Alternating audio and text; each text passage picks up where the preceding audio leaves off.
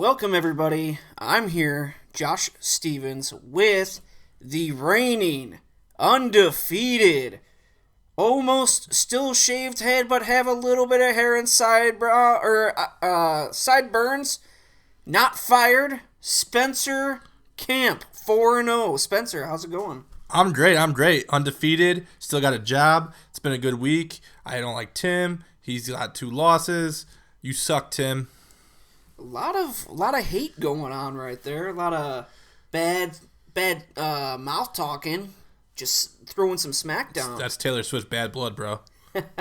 All right, guys, we're gonna go into it real quick. Just real quick, we're gonna knock out the standings. We have Tater King at 3-1. Paging Dr. Faggot, which is Alex, at 2-2. Mike is 1-3. He actually stole a win last week. I was a little shocked by that. What do you think of the people in that division? I don't know. It's a tough division. Just kidding. I think Alex is probably gonna run away with that division, to be honest. So, just kind of give you an idea. Joey won last week against me, killed me, went ham. So he's 3-1. I'm 0-4. It's god awful. I'm just kind of jumping around. Jerry actually ended up beating Alex last week. That was a little shocking. Justin's still running loose at 4-0. And then you squeaked out a win. 3 points. Squeaked it out. Dodged that Travis Kelce touchdown to the last play of the game. Josh Schultz, again, is at a lowly 0-4. It's a little upsetting. The team had so much hype. And then it's just kind of falling apart for him. It's unfortunate because he's playing a lot of teams that have good records and have been producing. He's also given up. He is now playing for Beer Bitch. He made a lot of trades to get draft picks for next season already. And he just pretty much gave up. The last matchup I saw on there was Tom versus Danny. Me personally, I thought Danny was going to win going into the last game. So seeing Tom pull out the win was pretty impressive. Next, we're going to go right into Week 5. First matchup on the docket, we have Mike Agent versus Jerry. This is kind of a weird matchup. He's got Will Fuller at wide receiver. They're playing a tough Minnesota defense. But the one thing that I look at Jerry's team, Tom Brady's back. I think he's just going to roll Cleveland. I think Brady might even drop 40 points. Maybe a little outrageous, but that's what I think it's going to happen. Yeah, Jerry's team is actually going to scare me a little bit with Tom Brady coming back. I think Tom Brady's probably just going to rickroll the rest of the league the rest of the year, and Jerry's got some players on his team here. He's got kind of a weak bench, it looks like, but other than that, he's got some pretty good starters. Mike is starting Jay Ajayi and Derrick Henry. If you were Mike, would you be starting those guys, or would you try to be trading some? Actually, you can't really trade anything away. You've traded everything away. Well, he literally has one other running back on his roster, and he's on a bye week. So I guess he has to start those guys. He's rolling with, let's see here, 1, 2, 3, 4, 5 bench wide receivers. He's got 8 wide receivers on his roster. That's quite a bit. Quincy Enunwa, I like Quincy Enunwa, but he wouldn't be somebody that I would be starting confidently. I guess out of those 3 that he has, maybe I would start him above Chris Hogan. But like I said, Brady is back, so start your Patriots. But not everybody on the Patriots is going to score a touchdown. So maybe Enunwa over him, but that's really about all I can see. Yeah, I like Chris Hogan. For the rest of the year, I think he's a pretty good sleeper pick if you got him in your draft. I really don't like Nelson Aguilar. I don't really know. I think I heard Mike mention he was the number 2 wide receiver on that team, and I don't see it that way. I see, Jordan Matthews, Darrell Green Beckham, pretty much any of the running backs coming out of the backfield, any of the tight ends, and then I see him. So, yep, I completely agree. Who do you got winning that match? Jerry or Mike? Unfortunately, I think Jerry's going to roll away with this one. Jerry's got some good matchups, and I really see, the weakest spot he's got this week is Hunter Henry, but, he's starting to come into his own as a rookie, so he may put up some points, but other than that, I don't see Jerry losing this matchup. Same here. I got Jerry taking the win. I want to move right along to the next matchup. It's going to be playing for Beer Bitch Josh Schultz versus Tater King Kevin Long. Quick couple things on this matchup. Kevin Long is playing Cam Newton and Stephon Diggs. So far, they are in his lineup. Had a huge production day out of Carlos Hyde at 17.4 points. That's very good for him. Cam Newton's doubtful to play on Monday night, and Stephon Diggs is doubtful as well to play Sunday against Houston. Looking at, and also Dan Bailey is supposed to be out this week. So he's got 3 starters and 1 guy on his team he's going to actually have to end up dropping, possibly if any of these guys are not designated out yet, to pick up a kicker, or he's going to have to play Kirk Cousins against Baltimore's defense, or something along those lines. Yeah, Kevin kind of just blew up his team as well. He didn't go for complete fire sale like playing for Beer Bitch did, but he still made a ton of moves. His team looks completely different than it did 4 days ago. He's rolling with Dennis Pitta at tight end. He got rid of all of his other tight ends. Kevin, if you need Gary Barnidge, he's up for trade. Other than that, he does have to drop someone to get to play, in case these guys don't play. He's rolling with 2 defenses. Not a huge fan of that. Two not so great defenses either. So the Colts defense is pretty bad. I think even the Bears are going to score some points on them. And yeah, Josh Schultz's team, he made some moves. I mean, I still think he's throwing an okay squad out there. Gronkowski with Tom Brady back should put up some points, but I don't know. It's a weak matchup, I think. Yeah, on the other side, you have Charles Sims, who's questionable, did not practice Friday. Jeffrey's questionable. They're saying that he's going to be a game-time decision, and Gronk is questionable as well, but I think he will be back this Sunday. I don't want to say healthy, fully healthy, but somewhat healthy, especially if Tom Brady's going to be there. Honestly, I'm looking at it. Chances are Stephon Diggs is out. If you're starting Robert Woods in a spot against the Rams, that's going to be tough. Buffalo's been running the ball quite a bit. I just don't know if Robert Woods does it for me, let alone Golden Tate's been doing nothing. This is going to probably be a 67-63 score. That's what I have it slated as. Yeah, Kevin already put up 18 points almost with Carlos Hyde, so he may break 70 and then lose again by 2 points. Who do you have winning this matchup? Oh, this is ugly.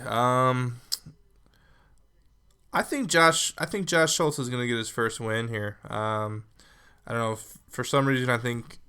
Oh, I'm going to take that back. I was going to go out with Lamar Miller doing something, but then I realized he's playing Minnesota. I'm going to completely backtrack, change my pick to Kevin Long, and Josh Schultz. Do not play Lamar Miller against Minnesota. I'm actually going to go with Josh Schultz with the upset first matchup for him to win. I'm going to go with Josh just because I don't think Kevin has enough firepower on his bench to replace his starters. So we're indifferent on that one. Yeah, pretty indifferent. I just don't like this game. It's a tough matchup. He's playing Tavon Austin. I don't like it. Ryan Matthews, it's gross. All right, so we're going to switch it up again and go to a team that's already played on Thursday night.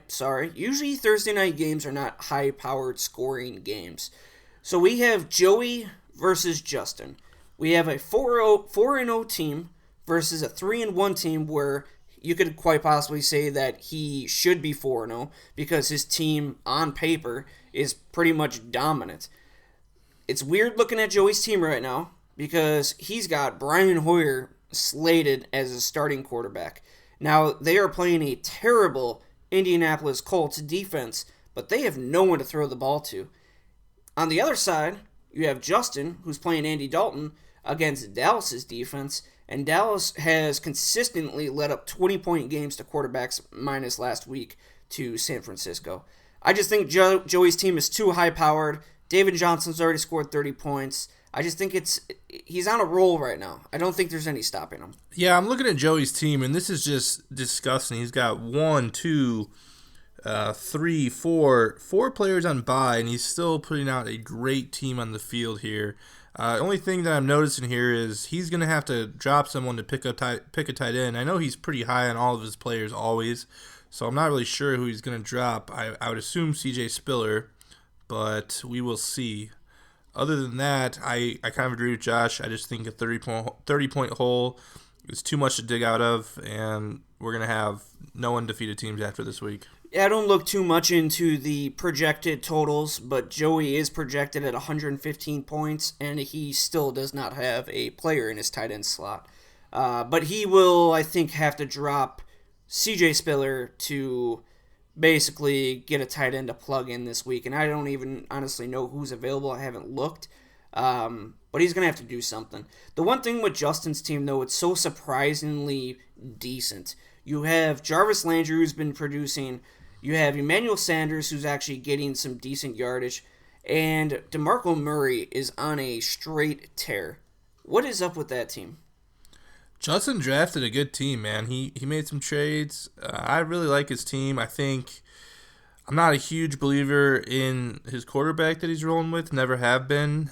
Tried to trade him Derek Carr last week before I traded him to you, and he didn't. He was not having it. So you can thank Justin for Derek Carr. But other than that, I like pretty much everyone on his team. I would roll with Tyrod. I don't know why he doesn't, but they got nobody to throw to. That's why they got Robert Woods, and that's about it. I like Robert Woods. I'm a big Robert Woods fan. He's fucking terrible. He catches the ball. Just saying. Actually, looking at the tight end waivers, I see Zach Miller is available. He's questionable, but his waiver claim doesn't go through till Saturday. So that is actually somebody that I'm looking at. Joey's probably going to pick up. Also, Gary Barnidge is available for trade, Joey. So that's who I got. Who do you got winning this matchup? I got Joey winning. I think it's pretty clear. Although Justin's team could blow up. You never know. You know, if we filmed this yesterday before the game started, I would have said Justin probably. But with Joey putting up 30 points with one player, I just really don't think that's a hole that Justin's going to be able to climb out of. All right, next matchup. So we agree with that one. I like that. Finally, we can agree on something. Yeah. Mr. Handcuff, Danny Demarcus versus Spencer's arch nemesis, Tim Thompson. Make Spencer's hand my bitch. Is that 2-2 Tim Thompson? 2-2 Tim Thompson versus 1-3 Danny D. Now, Danny D, against my judgment, the Pony Keg Sports Podcast, and Tom's judgment, again, a part of the Pony Keg Sports Podcast, we have said over and over again this past week not to start your Arizona Cardinals wide receivers unless if their name is Larry Fitzgerald. And you know what he did? Started Michael Floyd. Looks like he started Michael Floyd, yeah. God, what are you doing? We told you don't do it. So he started Michael Floyd. He's in a hole already. Tim's team's looking decent. He's got 3 stud wide receivers, and I think Odell Beckham is going to come back and just tear up Green Bay. You look at what Marvin Jones did against Green Bay's secondary. 3 touchdowns, 267 yards receiving, 43.9 fantasy points. Dude, I could see Odell Beckham going off for like 202 touchdowns. Yeah, I think Tim's clearly all in this season. He just traded for Jeremy Hill, gave up some draft picks next year to get him. I think that was a good trade.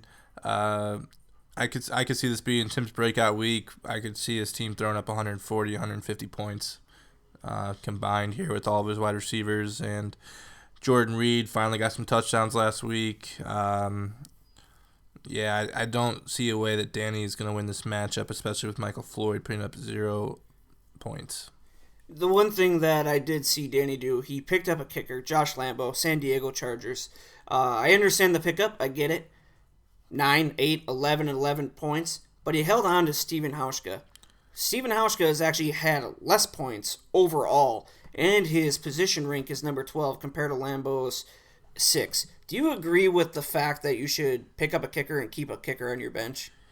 I'm going to say no, but I'm probably going to do it this week anyway, because I'm in the same spot, but I'm kind of waiting on my kicker towards Sunday. But yeah, I wouldn't keep the 12th ranked kicker. My kicker happens to be like the 4th or 5th ranked kicker, so it's a little bit different.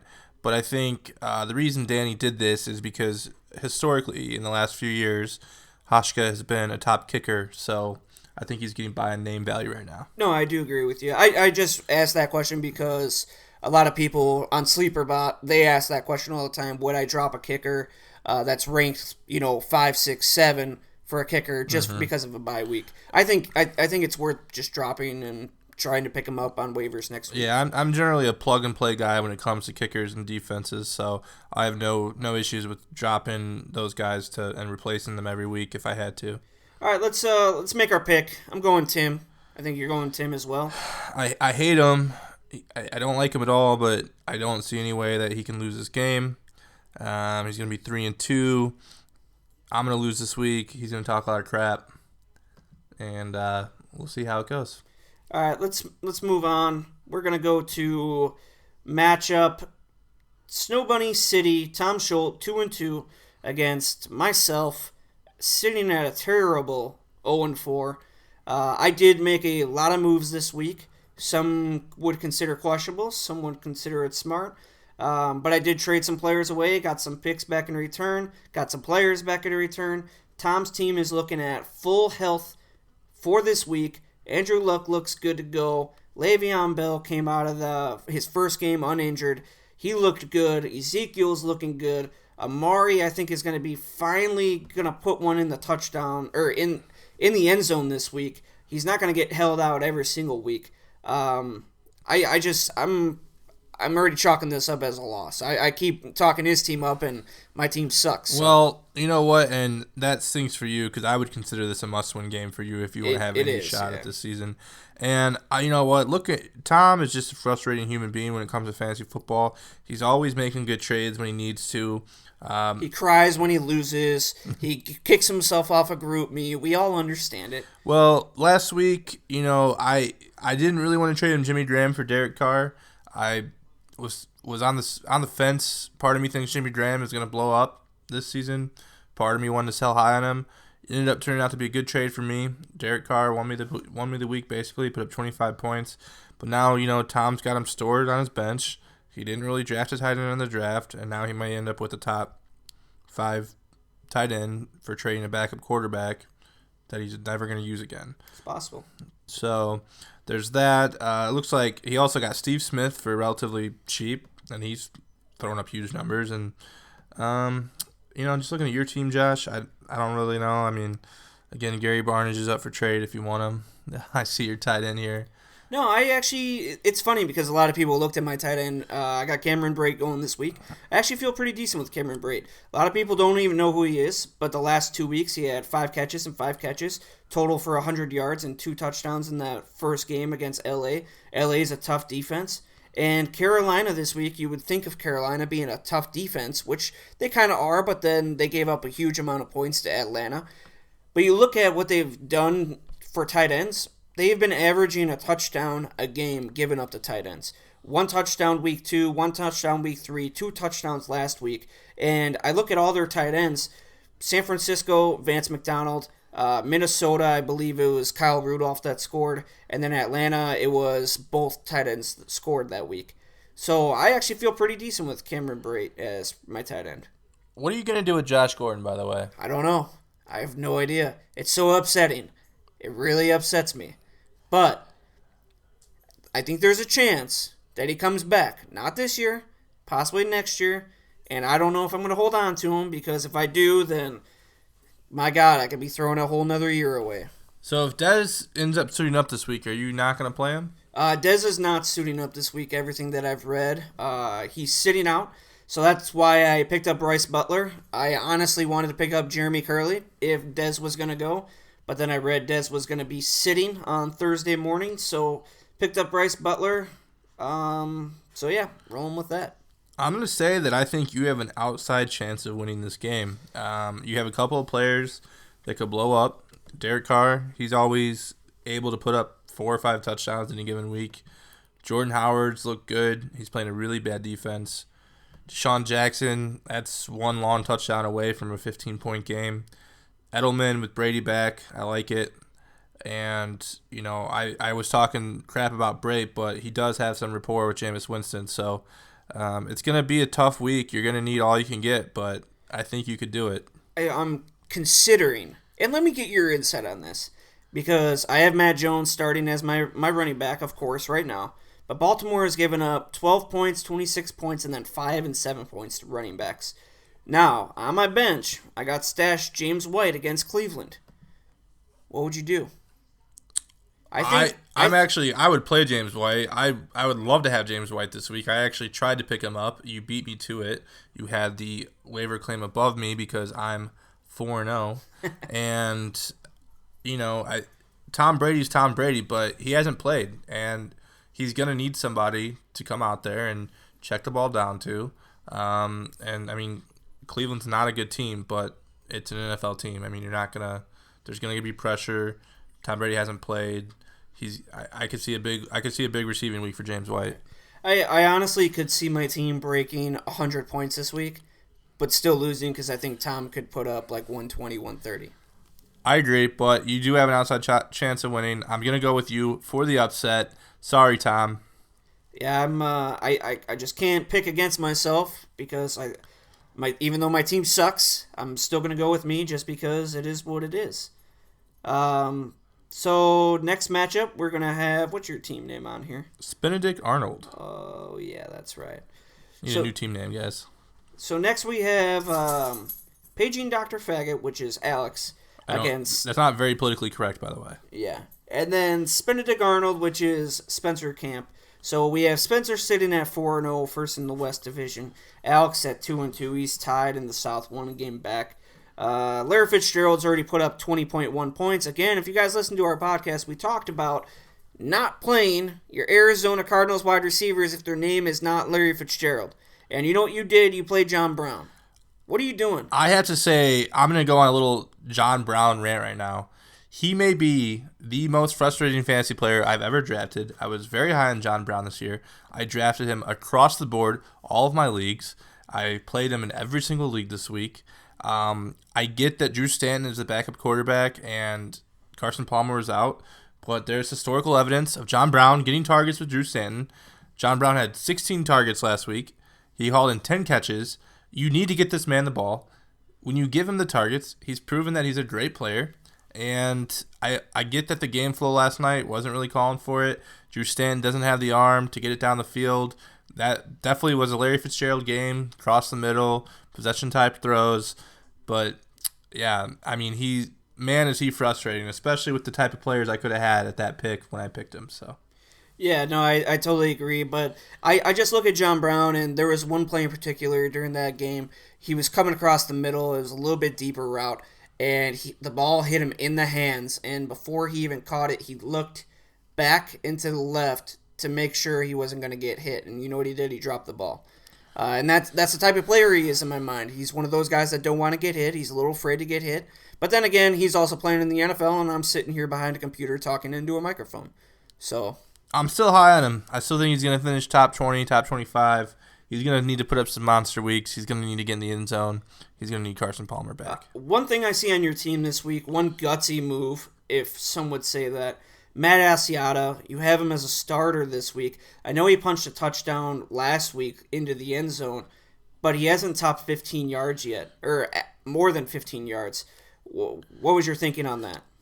I may not roll with him. I'm putting some smokes and mirrors out there.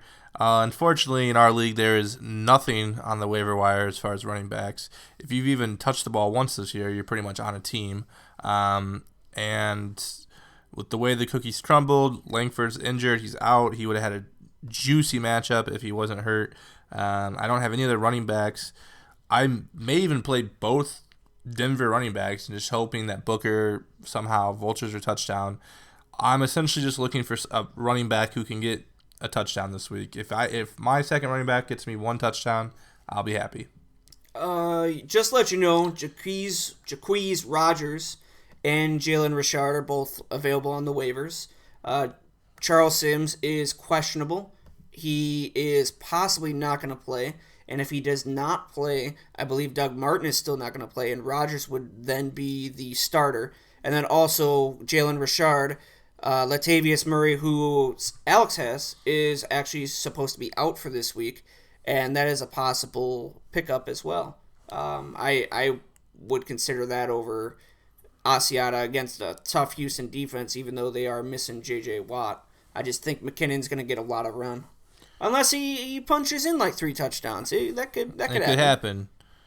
Whatever I don't do will probably happen. If I drop Asiata and play someone else, he'll probably punch in 3 touchdowns. So Going to Alex's team, looking at everything, Jordy Nelson's been on a tear. He's had at least a touchdown in every single game. Points climb up 9 to 13 to 22. I should have traded it for him when I had the chance. He's playing the Giants defense. Giants defense has been giving up huge points to wide receivers. 12 points, 25 points, 35 points, and 17 points. 17 points to a Minnesota's defense or to a Minnesota's offense that doesn't throw the ball often to its wide receivers. Targets Kyle Rudolph quite a bit. So I like Jordy Nelson's chance against the Giants because the Giants may be without their starting cornerback, one of them.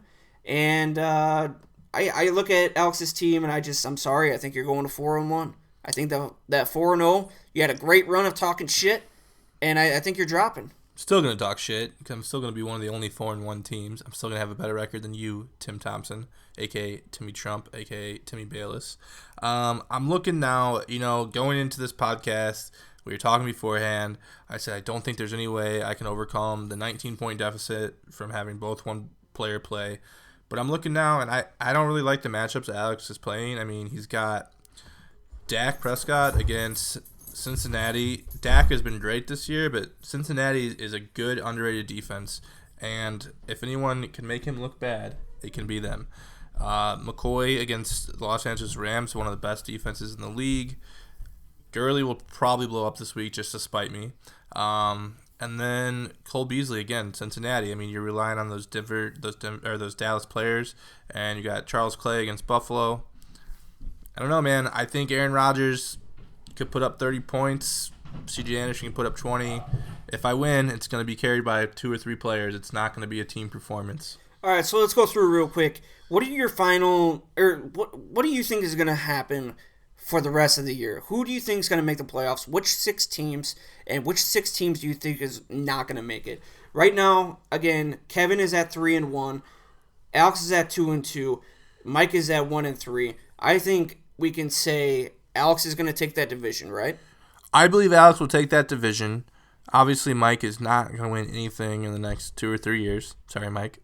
I don't really like Kevin's trades, to be honest. I think that he did more harm than good if he would have wrote out some of his players. I know they were underperforming, but I just really don't like the trades he made. Other than that, I actually think that everyone in Joey's division is going to make the playoffs. I think Joe, Tom, and Tim are all going to make the playoffs. There goes all the wild card spots.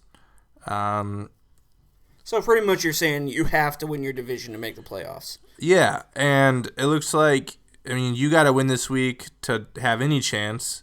I don't like Danny's team. I think Justin, hands down, wins that division. You got to remember, though, you have Justin slated as a loss against Joey this week, so he might be going to 4-1. And we have seen before 7 and 5 teams make the playoffs. That's true. And then in my division, one other thing with Justin has a history of self-destructing. That's true, and so does Tim. But Tim's trying really hard this year to not self-destruct. All right, let's.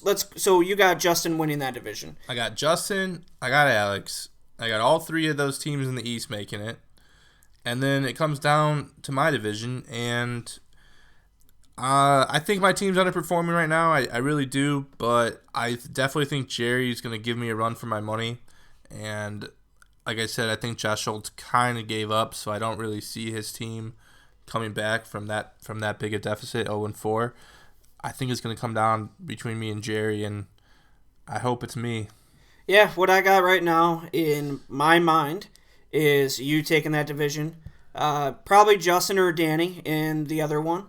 And then I'm gonna have Kevin and Alex making the playoffs, and then I'm gonna have Joey winning his division, and it's gonna be between Tim and Tom, and I think it's gonna be Tim that makes it. See, I think you're actually gonna finish ahead of Danny. You think so? I do. Interesting. You guys should make another tattoo bet. Ooh, that'd be interesting. Guys, any other bold statements you want to make before we end this horrible, godforsaken abortion of a podcast? Don't vote for Donald Trump. Or Hillary Clinton, supposedly. Don't vote for anyone. Just don't vote. All right, guys, that is it. Those are our picks. If you don't like them, you can fuck off. we just threw this together real quick. So, yeah. Fuck you, Tim. That's all we got. Thanks.